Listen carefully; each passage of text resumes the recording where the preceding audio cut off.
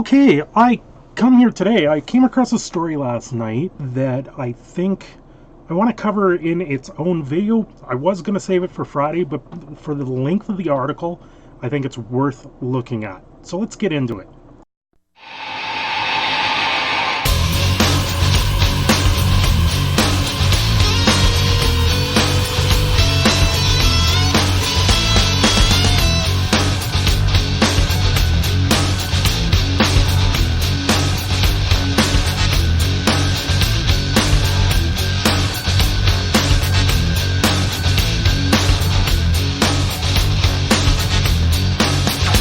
Okay, this is the Guilds of Ravnica, the pre-release that wasn't, by Bruce Richard. This is a fairly lengthy article. I was reading it quite a bit last night.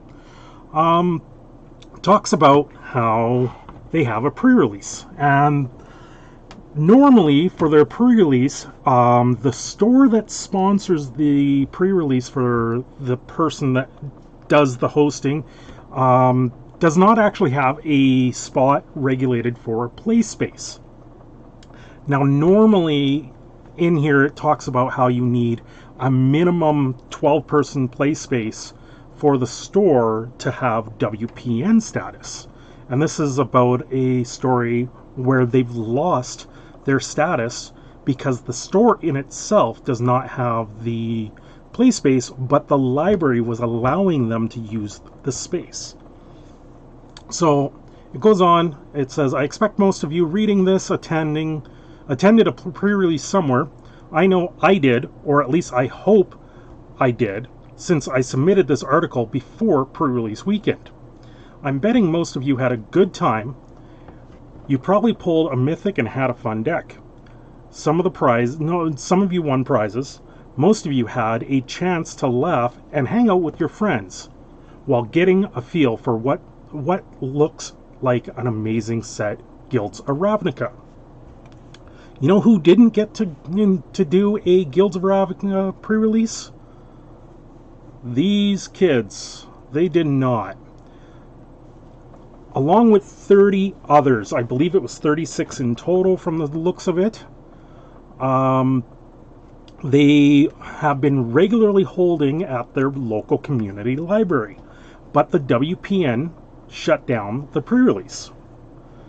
Situation pretty straightforward. Went to the local card store. I am excluded. He didn't give the name. Over 8 years ago. Offered to be the tournament organizer for the store. The store itself is tiny. There's a row of glass cases that feature mostly baseball cards. Now, just to go on with this, I do have a store that is relatively close to where I live. They do carry Magic products. They don't have WPN status, but they carry it because for them, just selling the booster packs is lucrative enough to be able to carry this product. But they're mostly a hockey card store and hockey memorabilia store. So for myself, it's something that I've seen. And I also know of another store in the city that does a similar thing, and he actually tends to sell the booster packs cheaper than the local game stores that I know in around my city. So I know where this type of situation can come up if the store wants to play and have that WPN status. They need that play space. Now in this case, it's a store where someone stepped up to bring it to a community. They didn't have the area, and he set it up in the local library, and these kids got to do something more. They got to play. So he goes on to say, this had worked really well for everyone involved. I was able to host a pre-release at the local library for the neighborhood kids and a few from surrounding towns. We do relatively small events, virtually always capping out an attendance of 36 players. Sent an email to all the regular players and the parents over a month ahead of the pre-release, and I'm sold out long before the date of the release. The store owner had a store that was a WPN store, so his store was listed on the Wizards website, and he received all the perks of a WPN store, like buy box promos from the vault sets, Commander Anthology, and the like. Many of the WPN perks are items with extremely limited supply and higher profit margins. This was a boon for the store. It's also for the library. They love the setup. They let us play for free. We have the best attended program at the library, and it is one of the longest running programs there too. They love having kids in this library. It has even led several of the children to take out books and read. The kids like having a place to play nearby where they get to play with their friends. I give out deck boxes, play mats, and dice.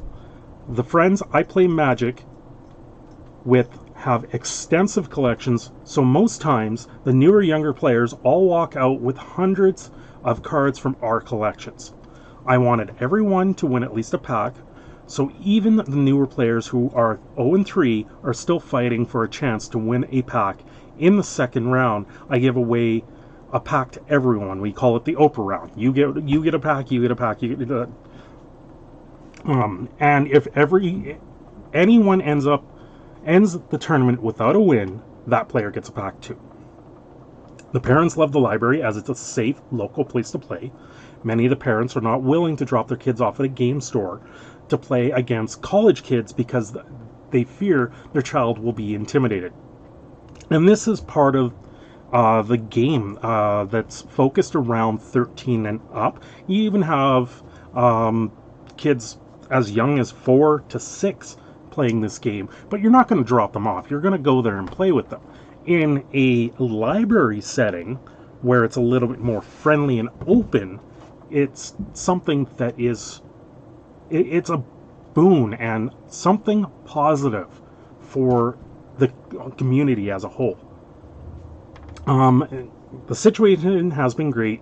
A couple months ago, the store got an email from WPN requesting a re-verification. They wanted a video walkthrough of the store to update their records.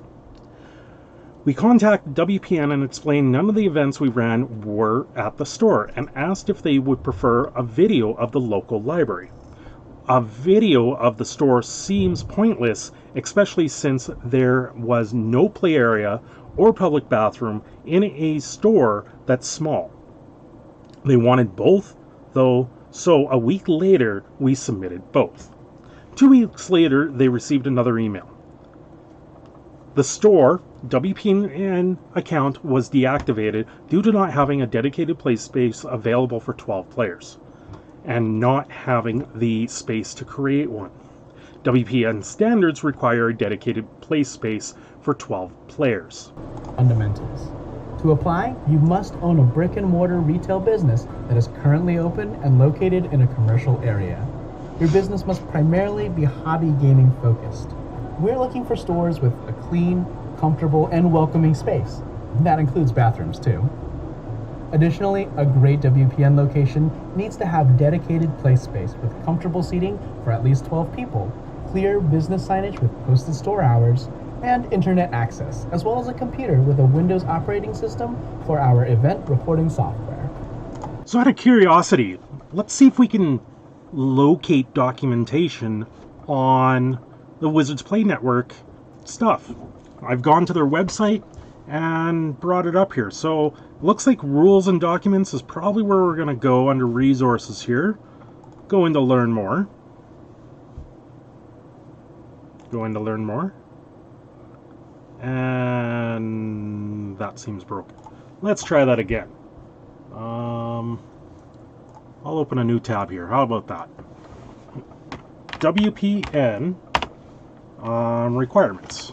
Seems good. We'll go in here. Go resources. Learn more. Okay, there. Now I've got this going. Oh, here we go. Wizards Play Network. WPN terms and conditions. I guess we download it here. WPN resources. Learn more. What is going on here? Let's try terms and conditions. Learn more? How? What? This doesn't make any sense. So let me understand this. You have this Wizards Play Network. You go to download stuff. Let's try this. Magic Infraction Procedure Guide. Download. Okay. Wizards, you need to fix your site. This is the problem. This is a non-stop problem with this company. They throw things to the wayside. I can't even do it with that. So let's try another browser. Let's see if I can use Internet Explorer. What the hell? Yeah, okay. WPN requirements. There we go. Oh, VPN. We want WPN. Join Wizards Play Network. Sure. Resources. Documents and more. Download. Okay, well that would be very frustrating for any person trying to sign up for a WPN location. Yes, close tabs. Okay, so let's continue on with this story. We were surprised that we would lose our status over this. We expected that we might be asked to upgrade something or improve on something to keep our WPN status, but deactivation seemed harsh. Wrote a long letter back to the WPN, edited below, appealing their decision. So he's edited by taking out the store name and the owner. I'm Bruce Richard, the tournament organizer for Store. I am writing to appeal the deactivation of our store's WPN account.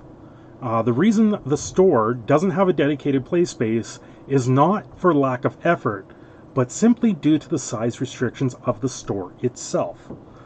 The space between the glass displays is barely 6 feet. Even removing all the glass cases on one side of the store would not create space big enough for 12 players to play Magic. In fact, it was for this reason I initially approached the owner and asked him to sponsor our Magic group at the library.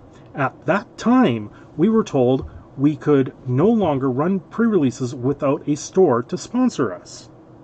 So this tournament organizer went above and beyond to bring the game to all these kids.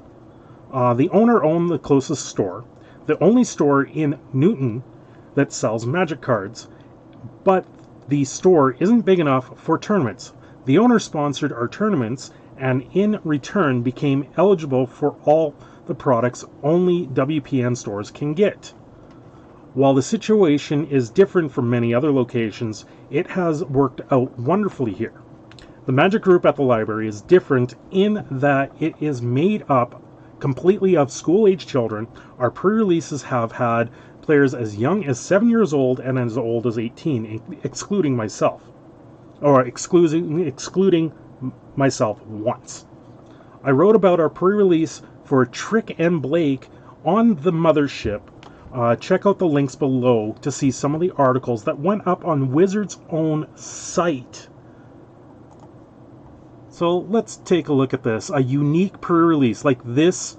Bruce Richard, right on the Wizard site back in May 7, 2013. They even show how it's done at the library. A small local store sponsors tournament and holds at a local community library. So how? I don't get this. This is something that should continue. Wizards did not have a problem with it then, and now they're just taking it back and saying, no, you can't do this, you have to streamline it all. I know when I was 15 years old, when I was in high school, me and my friends, we would go downtown to the library in the city, and we would play Magic in the library ourselves with our own decks, our own cards, and it was something we did almost every single day after school. It's a more welcoming spot. It's a safer spot to play. I can't believe this. So that was one article, two articles. This one's September 24th. We've got February 10th, 2014, May 6th, 2014, October 2014, January 2015. Like, you're kidding, right? The reason it is so important to the owner and I that we keep our WPN status is for these pre-release. Most of the children who attend would not be permitted to attend pre-releases otherwise. Their parents are hesitant to allow children so young to be dropped off at the closest game store. These stores tend to be in more questionable areas.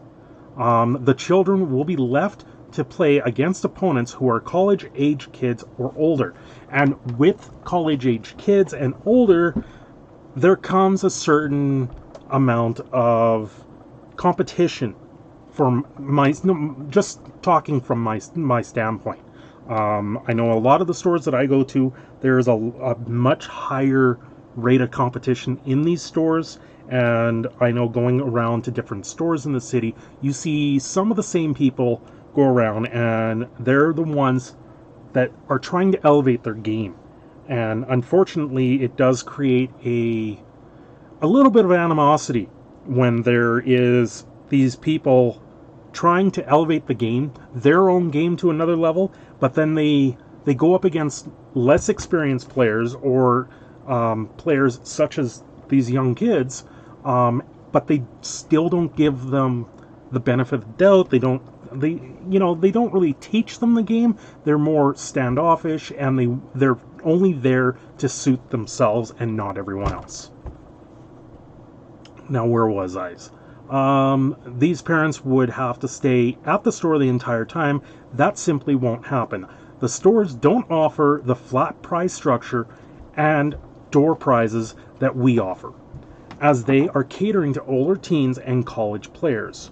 While we are trying to create a fun experience for even the youngest players, who is 0-3, but still excited to win a pack in the final round of the pre-release. Without our pre-release, over half the players who attend our events simply will not be attending any pre-release. The all-volunteer staff at the library, it is a community-supported library. Love the tournaments, as it is one of the only ways they are able to get young boys into the library and around books. I understand the store doesn't meet the new standards for the WPN, but I am confident the intent of the standards isn't to shut down a thriving Magic community of our young players. I have almost 200 email addresses in my mailing list that I send out before each pre-release. The children enjoy the weekly events, but the pre-releases are the special events that the children are so excited about. Please reactivate our WPN account so we can bring the Guilds of Ravnica pre-release and future pre-releases to these young players. If you have any questions, contact Bruce Richard. And that's a really well stated letter that he sent back to them. Now, unfortunately, it gets back and they say, to be upfront, we will not be reactivating your store's WPN account. If the store were able to have a dedicated play space that is suitable for at least 12 players, we would reconsider. WPN guidelines are aimed at enforcing standards that ensure consistency, among other qualities that we feel are important to the player experience. We cannot grant an exception, given that the WPN membership rests with the businesses and not with your separate play location. With there being a number of stores in the outside area of your store, we suggest reaching out to others to consider sponsoring your Magic group. That way you have a chance at providing your players with the same experience. There isn't much point in relaying the next bunch of emails. The guidelines that they have laid out make sense. If you're running tournaments out of your store, the idea that there should be a dedicated play space for at least 12 makes sense. The idea that there should be a bathroom also makes sense. I would love to see clean bathrooms everywhere I go play Magic. My store, however, doesn't run tournaments in the store, so forcing these guidelines on them is pointless. I reminded WPN that these are guidelines, something by definition that are meant to guide and not rule it. I spoke to the person next up in the chain, explained the situation again, same result. I suggested the guidelines be changed to read locations where WPN events are played, thinking this should be even more broad, since it would still include the stores that hosted events in store and those that ran their events outside the store. Simply a no on all accounts. It's just amazing to me that WPN guidelines that should be easily changed to be better than they currently are have created a scenario where young players aren't getting to play in a pre-release. The library pre-release is a good thing that is providing young players a chance to play in pre-releases, and the WPN, even with encouragement from other parts of Wizards, doesn't recognize this. I appreciate wanting consistency, but different can be good too. Consistency means no split cards. Consistency means no double-sided cards. Consistency means no planeswalkers. What was happening at the library was producing planeswalkers for years to come, along with profit for Wizards right now. So, you know, there's a contrasting picture here. He's showing these players, they're all around the table, they're all interacting with each other, and they're happy. Like, every single one of them has a smiling face right now, and it's gone. So as a quick update, Wizards reached out to me the same day the article went live. They have offered to send a product to make a tournament happen for the children at the library. They have also offered to help facilitate getting together with a new store. One of the difficulties in working with WPN stores is that allotments are based on previous pre-release numbers.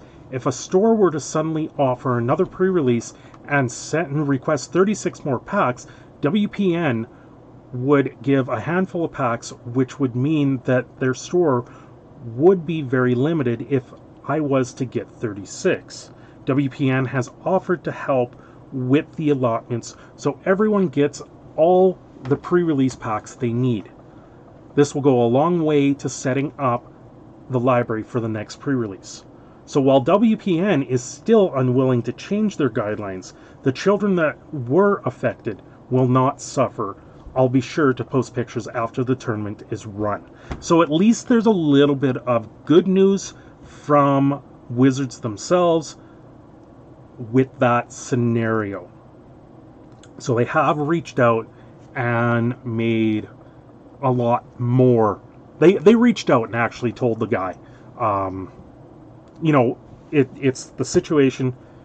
It's at least there's a happy ending to the situation. It's not ideal because unfortunately the person that he originally went to did lose their WPN status. You know, it sounded like it was a win-win-win situation, and this is the restrictiveness of the WPN and why a lot of people don't like the WPN in itself. They have these rules. I've tried 2 different browsers to even look up the rules myself. I know, like, a couple of the other YouTubers out there, they'll know the rules, like Rogue Deck Builder and the Magic Historian. They're going to know these rules and be able to probably access this easier than I would, because I'm just going off the WPN website, which seems to have broken links in itself. So I'm happy to see that this has created a talking point for these situations. You know, for myself, it was something I did as a kid. We went to the library after school. We played there all the time as a group. And, you know, at some point, there was more people that started showing up there with the same idea. So we were starting to actually build a community at that point, away from our school. We even were using a classroom at the school during our lunch hours when we were playing at that time. Now, you know, I would like to see a little bit more situations that have a happy outcome like this one did, but it's still, you know, obviously there's something wrong with the WPN site if I can't even look up what I need to look up on that site. There's that short video. I only clipped a little bit out of it. You know, this whole situation is not something that I think is that great, especially when this person has written many articles on this unique situation, and I'm really happy that they've come up with some sort of solution. And like you said, if you went to another WPN store where they do have the play space, that pack allocation is taken away. Anyway, this has been Cinder Shadow's take on this. If you like what you see here, please like and subscribe to the video, or to the channel also. I tend to stream late at night, approximately 11 o'clock at night. That's in mountain time, so if you're down east, I think that's a 2-hour difference. If you're in Vancouver, it's an hour earlier than that, so that would be 10 o'clock. Anyway, I'm trying to upload these videos on a Wednesday and a Friday schedule right now. Friday I usually do a This Week in Magic video, but this one, because of the length of the story, it was something that I just wanted to discuss and throw it out there. And, you know, I'm glad it had a happy ending and that they were able to solve the issues for these kids to be able to keep continuing the pre-releases that they're doing and possibly continuing on with their Magic community that is thriving. It's great to see more young people pick up the game. For myself, it's one of the greatest games that I've ever done. You know, I'm glad I went back to it, but it's been a long haul with it. And, you know, there's other things that isn't making it so great, but I'm still happy to play when I can. Anyway, thank you all for watching, and have a great day.